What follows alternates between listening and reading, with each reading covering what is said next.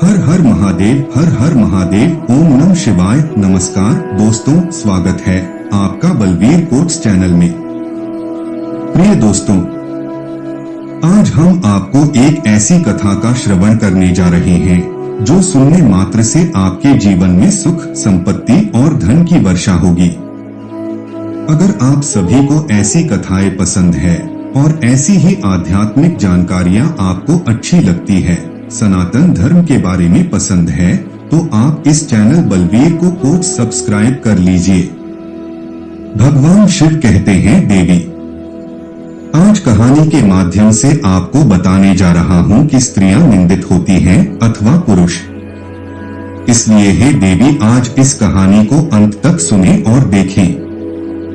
अगर आप यह कहानी सुन रहे हैं तो पूरा सुनिए। इस कथा को आधा अधूरा छोड़कर जाने की गलती मत करिएगा, क्योंकि इस पवित्र कथा को पूरा सुनने से मनचाहा फल प्राप्ति होगी। इसलिए इस कथा को पूरा सुने। आप शिव भक्त हैं तो भोलेनाथ का अनादर न करें। तो चलिए कहानी प्रारंभ करते हैं। पाटलिपुत्र नाम का एक जगत विख्यात नगर है। प्राचीन काल में वहां विक्रम केसरी नाम का एक राजा था, जिसके पास ऐश्वर्य के सारे सामान मौजूद थे। उसका खजाना बहुमूल्य रलों से सदैव ही भरा रहता था। उसके पास एक शुभ तोता था, जिसने श्राप के कारण यह जन्म पाया था। वह तोता समस्त शास्त्रों का ज्ञाता और दिव्य ज्ञान से युक्त था। उस तोते का नाम था विदग्ध चूड़ामणि। उस तोते के परामर्श से राजा ने अपने समान कुल वाली मगध की राजकुमारी चंद्रप्रभा से विवाह किया। उस राजकुमारी के पास भी सोमिका नाम की एक वैसी ही सारिका मैना थी, जो समस्त विज्ञानों को जानने वाली थी। वे दोनों तोता मैना अपने बुद्धिबल से अपने स्वामियों पतिपली की सेवा करते हुए वहां एक ही पिंजरे में रहते थे। एक दिन उत्कंठित होकर उस तोते ने मैना से कहा, सुबह तुम मेरे साथ एक सेज पर सो, एक आसन पर बैठो, एक साथ भोजन करो और हमेशा के लिए मेरी ही हो जाओ। नहा बोली, मैं पुरुष जाति का संसर्ग नहीं चाहती, क्योंकि वे दुष्ट और कृतघ्न। मैना की बात सुनकर तोता बहुत आहत हुआ। उसके स्वाभिमान को ठेस पहुंची। वह बोला, तुम्हारा यह कथन बिल्कुल मिथ्या है मैना। पुरुष दुष्ट नहीं होते, दुष्ट तो स्त्रियां होती हैं और वे क्रूर हृदय वाली भी होती हैं। तोते की बात पर दोनों में झगड़ा पैदा हो गया। तब उन दोनों ने शर्त लगाई कि यदि मैना झूठी हो तो वह तोते से विवाह कर लेगी, और यदि तोते की बात गलत निकले तो वह मैना का दास बन जाएगा। निर्णय के लिए वे दोनों राजसभा में बैठे हुए राजपुत्र के पास गए। अपने पिता के न्यायालय में बैठे हुए राजपुत्र ने जब उन दोनों के झगड़े का वृत्तांत सुना, तब उसने मैना से कहा, सारिका, पहले तुम यह बतलाओ कि पुरुष किस प्रकार कृतघ्न होते हैं। मैना ने कहा, सुनिए। अपने पक्ष की पुष्टि के लिए उसने पुरुषों का दोष सिद्ध करने वाली यह कथा सुनाई। सारिका द्वारा सुनाई हुई कथा। इस धरती पर कामंदिका नाम की एक बहुत बड़ी नगरी है। वहां अर्थदत्त नाम का एक बहुत धनी व्यापारी रहता था। व्यापारी के यहाँ एक पुत्र ने जन्म लिया तो व्यापारी ने उसका नाम धनदत्त रखा। पिता की मृत्यु के बाद धनदत्त बहुत उच्छृंखल हो गया। वह बुरे लोगों की संगति में उठने बैठने लगा। उसके कुछ धूर्त मित्रों ने उसे जुआ आदि दुर्व्यसनों में डाल दिया। थोड़े ही दिनों में इन व्यसनों के चलते धनदत्त का सारा धन जाता रहा। लज्जावश स्वदेश छोड़कर विदेश भ्रमण हेतु चल दिया। चलते चलते वह चंदनपुर नाम के एक गांव में पहुंचा। वहां भोजन के निमित्त उसने एक व्यापारी के घर में प्रवेश किया। व्यापारी ने धनदत्त को कुलीन परिवार का समझकर उसका कुल आदि पूछा और फिर आदर सहित अपने घर में ठहरा लिया। व्यापारी धनदत्त के व्यवहार से इतना खुश हुआ कि उसने रलावती नाम की अपनी कन्या भी उसे ब्याह दी और दहेज में ढेर सारा धन भी दे दिया। तब वह धनदत्त वहीं अपने श्वशुर के घर में रहने लगा। कुछ समय बीतने पर सुख के कारण वह अपनी पिछली दुर्गति भूल गया।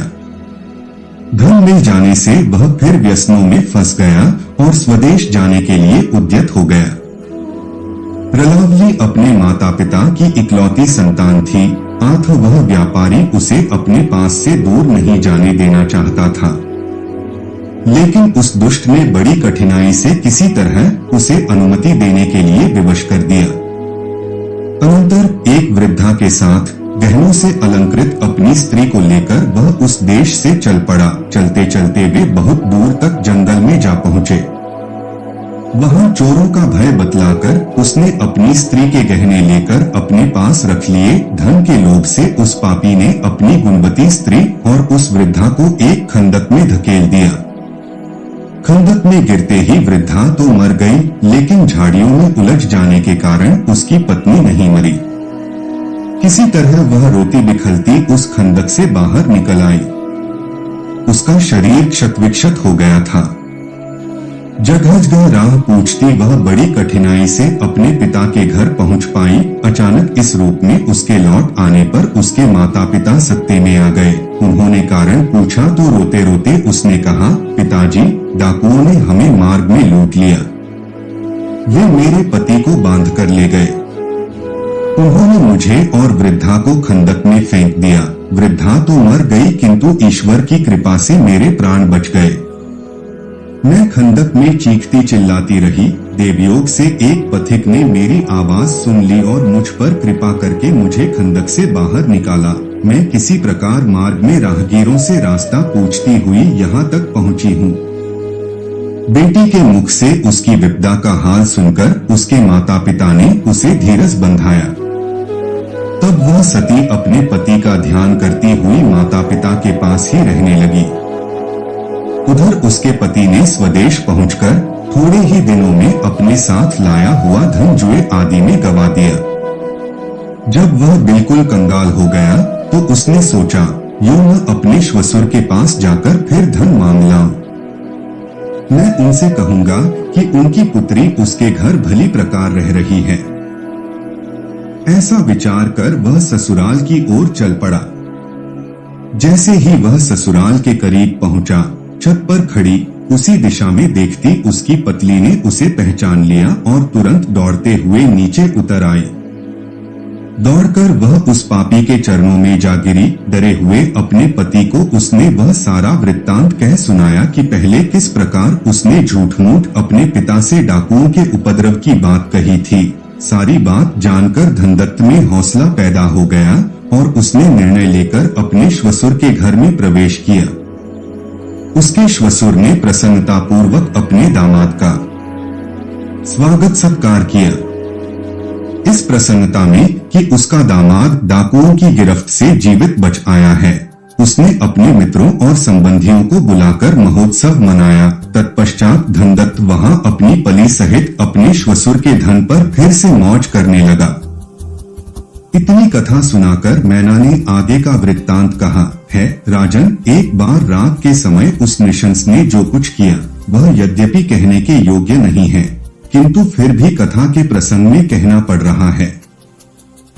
उस दुष्ट ने अपनी गोद में सोई हुई पतली की हत्या कर दी और उसके सारे गहने लेकर चुपचाप अपने देश की ओर चला गया। जब मैना ने आक्षेप लगाया कि पुरुष ऐसे पापी होते हैं, तो राजपुत्र ने तोते से पीहे शुक, सारिका अपनी बात कह चुकी है।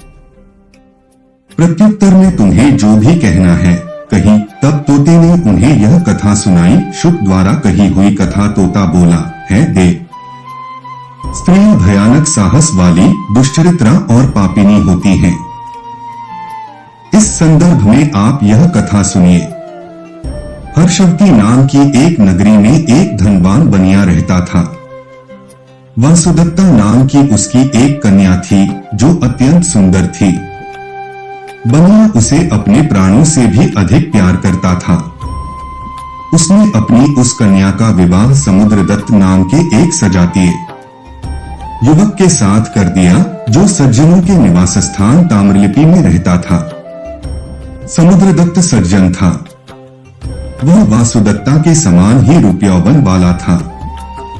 सुंदर स्त्रियां उसकी ओर इस तरह टकटकी लगाए देखती थीं जैसे चंद्रमा को चकोर देखता है। और जब वासुदत्ता का पति अपने देश में था और वह अपने पिता के घर थी, तो उसने दूर से एक पुरुष को देखा। उस सुंदर युवक को देखकर वह चंचल स्त्री कामातुर हो गई और अपनी सखी द्वारा उसे गुप्त रूप से बुलवाकर उसके साथ काम क्रीड़ाएं की। उसके बाद भी वह उससे गुप्त रूप से अनेकों बार मिली। उसकी उस सखी के अलावा किसी और को उसकी करतूतों का पता न चला। एक दिन उसका पति अपने देश से वापस लौटा तो उसके सास ससुर ने उसका बहुत आदर सत्कार किया और उसे उचित मान सम्मान दिया। अपनी इकलौती संतान वासुदत्ता का पति होने के कारण उनके लिए वह सबसे प्रिय व्यक्ति था। वह सारा दिन उत्सव उल्लास में बीता। रात में वासुदत्ता की माता ने अपनी बेटी को सजा संवार कर उसके पति के शयन कक्ष में भेजा, किंतु एक ही सेज पर सोकर भी वह अपने पति के प्रति अनुरक्त न हुई। दूसरे पुरुष में मन लगा रहने के कारण पति के आग्रह करने पर भी वह नींद आने का बहाना किए पड़ी रही। तब राह की थकावट और मदिरा के नशे से चूर उसके पति को जल्द ही नींद आ गई। धीरे धीरे घर के सब लोग सो गए, किंतु करवट लिए वासुदत्ता जागती हुई अपने प्रेमी के विचारों में खोई रही। तभी एक चोर उसके महल में दाखिल हुआ और वासुदत्ता को जागता हुआ महसूस कर एक अंधेरे कोने में सिमटकर खड़ा हो गया। वासुदत्ता अपने प्रेमी से मिलने को बेचैन हो रही थी। उसने अपने प्रेमी से दिन में ही यह मालूम कर लिया था कि रात के समय उन्हें कहाँ मिलना है। वह चुपचाप उठी और खूब गहने पहनकर सज संवर कर अपने प्रेमी से मिलने महल से निकल पड़ी। यह देखकर उस चोर को बहुत आश्चर्य हुआ। उसने सोचा कि जिन गहनों की चोरी करने मैं यहाँ आया हूँ, वह गहने तो यह स्त्री पहनकर बाहर जा रही है। इसका पीछा करके यह तो देखो कि यह कहाँ जा रही है। रास्ते में ही इसके गहने भी लूट लूंगा। यही सोचकर वह चोर भी चुपचाप उस वणिक पुत्री पर नजर रखता हुआ छिपकर उसके पीछे पीछे चलने लगा। कुछ दूर जाने पर चोर ने देखा कि वणिक पुत्री की एक सखी उसके लिए कुछ फूल और मालाएं लिए एक उद्यान में घुस गई, जहां उसके प्रेमी ने उससे मिलने का वचन दे रखा था। वासुदत्ता जब प्रेमी द्वारा बताए मिलन स्थल पर पहुंची तो उसने अपने प्रेमी को एक वृक्ष पर मृत अवस्था में लटकता हुआ देखा। वह यूं था कि जब वह युवक चोरी छिपे उद्यान में प्रवेश कर रहा था तो नगर रक्षकों ने उसे कोई चोर समझा और उसे पीट पीट कर मार डाला। फिर उसी उद्यान में उसके गले में फांसी का फंदा डालकर उसे वृक्ष से लटका दिया। अपने प्रेमी को इस अवस्था में देखकर वासुदत्ता स्तब्ध रह गई। वह विह्वल और उद्भ्रांत होकर चीख पड़ी, आय मैं मारी गई। तदुपरांत वह भूमि पर गिरकर करुण स्वर में विलाप करने लगी। जब वह कुछ चैतन्य हुई तो उसने अपने प्रेमी को वृक्ष से उतारकर भूमि पर रखा और उसे फूलों से सजाया। प्रीति और शोक से उसका हृदय विवेक शून्य हो गया था। उसने उस निष्प्राण शरीर का आलिंगन किया और उसका मुख ऊपर उठाकर वह ज्यों ही उसका चुंबन करने चली, त्यों ही उसके प्रेमी ने, जिसके शरीर में बेताल प्रवेश हो गया था, अचानक अपने दांतों से उसकी नाक काट ली। पीड़ा से तिलमिलाकर वासुदत्ता तुरंत उससे दूर हट गई, लेकिन इस विचार से कि कहीं वह जीवित तो नहीं है। वह अभागिनी फिर से आकर उसे देखने लगी। जब उसने देखा कि उसके शरीर से बेताल चला गया है और वह निश्चेष्ट तथा मृत है, तब वह डर गई और हारी सी रोती हुई धीरे धीरे महल की ओर लौट पड़ी। उस चोर ने छिपकर यह सारी बातें देखी। उसने सोचा, इस पापिनी ने यह क्या किया। अरे, स्त्रियों का हृदय तो बहुत भयानक, घने अंधेरे से भरा, अंधे कुएं के समान और बड़ा गहरा होता है। चलो देखो अब यह क्या करती है। ऐसा सोचकर कौतूहल के कारण वह दूर से ही फिर उसका पीछा करने लगा। वणिक पुत्री अपनी उस कोठरी में पहुंची जहां उसका पति सोया पड़ा था। तब वह जोर जोर से रोती हुई चिल्लाने लगी, बचाओ। बचाओ, पति के रूप में इस दुष्ट ने मेरी नाक काट ली है।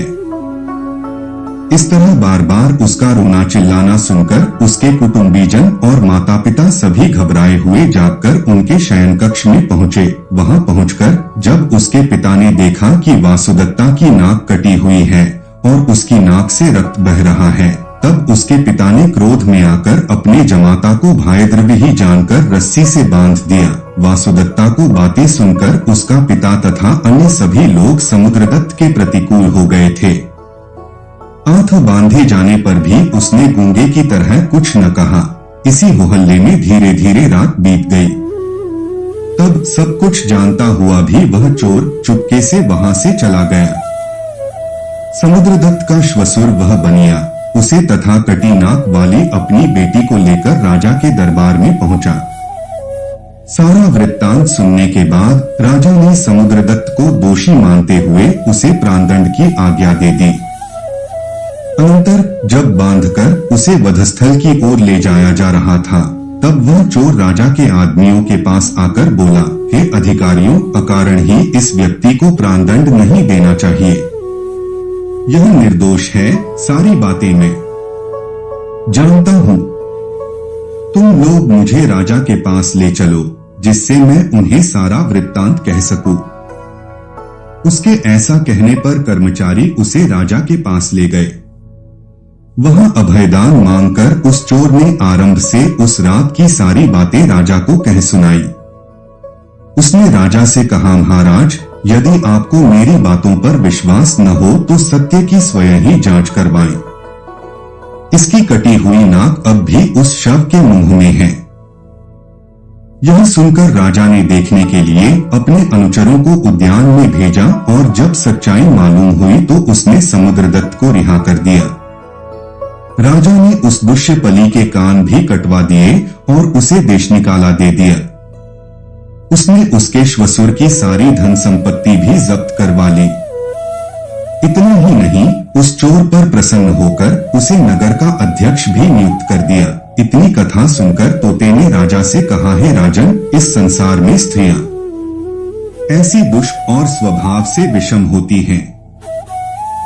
इतना कहते ही उस तोते पर से इंद्र का श्राप जाता रहा और वह चित्ररथ नाम का गंधर्व बनकर दिव्य शरीर धारण कर स्वर्ग को चला गया। उसी तरह तत्काल ही मैना का भी आप दूर हो गया और वह भी तिलोत्तमा नाम की अप्सरा बनकर सहसा ही स्वर्ग चली गई। यह कथा सुनाकर महादेव जी ने माता पार्वती से पूछा, पार्वती, तोता मैना के अपने अपने आक्षेपों का निराकरण हो गया था। अब तुम बताओ कि स्त्रियां निंदित होती हैं अथवा पुरुष। साथ में बैठे हुए महादेव जी की बातें सुनकर माता पार्वती ने कहा, हे महादेव, निर्दित तो स्त्रियां ही होती हैं। पुरुष शायद ही कोई कभी और कहीं वैसा दुराचारी होता है, लेकिन ज्यादातर स्त्रियां प्रायः सभी जगह और सदा ही वैसी होती हैं। इस वीडियो को बोलते समय कोई त्रुटि हो तो हम क्षमा चाहते हैं। हर हर महादेव, हर हर महादेव। दोस्तों, उम्मीद करते हैं आज की वीडियो से आपको लाभ अवश्य होगा। वीडियो आपको अच्छी लगी हो तो लाइक कर दीजिए और ज्यादा से ज्यादा इस वीडियो को अपने फैमिली और दोस्तों के साथ शेयर कीजिए। चैनल पर पहली बार आए हैं तो चैनल बलबीर कोट्स को सब्सक्राइब कर लीजिए और बेल बटन को भी प्रेस कर लीजिए। इससे ये होगा कि इस तरह की सभी वीडियोस के नोटिफिकेशन आपको सबसे पहले मिलेंगे। महादेव जी का पूर्ण आशीर्वाद पाने के लिए कमेंट में अभी टाइप करें, हर हर महादेव, हर हर महादेव, हर हर महादेव। ओम नमः शिवाय। नमस्कार दोस्तों।